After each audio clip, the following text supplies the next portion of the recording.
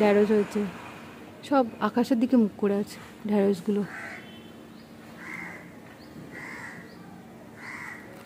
এখানেও হয়েছে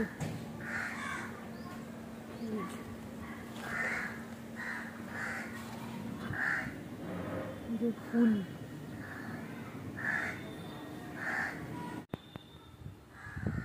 আকাশে মেঘ ভর্তি।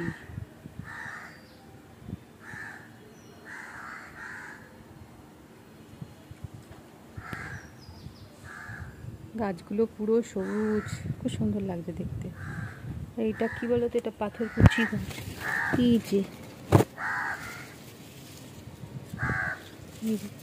পাথরকুচি,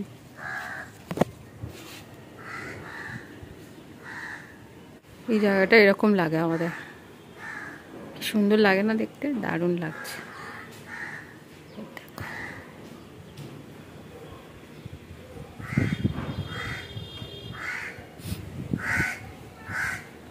এই পদ্মফুলের যে জলগুলো, ওগুলো কিন্তু রোজই চেঞ্জ করা হয়, মানে মশার উপদ্রব হওয়ার কোনো কারণই নেই। পদ্মফুলের দুটো বীজ তৈরি হচ্ছে। আমাদের গাছগুলো না সুন্দর করে সাজিয়ে রাখতে হবে।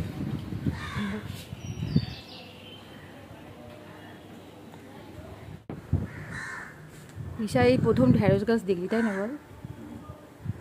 আমিও এই প্রথম লাইফে ঢ্যাঁড়স গাছ দেখলাম, হাজব্যান্ড লাগিয়েছে বলে।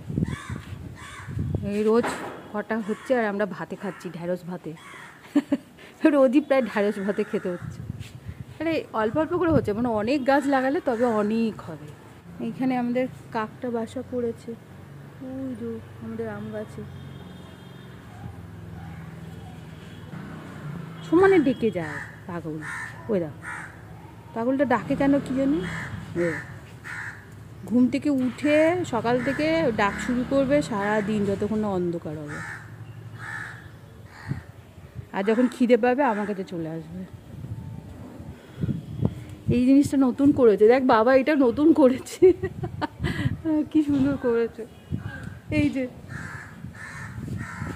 গাছ লাগিয়ে দিয়েছে। এই যে দিশা ছবি তুলেছে, হ্যাঁ বোঝা যাচ্ছে তো। আকাশে মেঘ ভর্তি।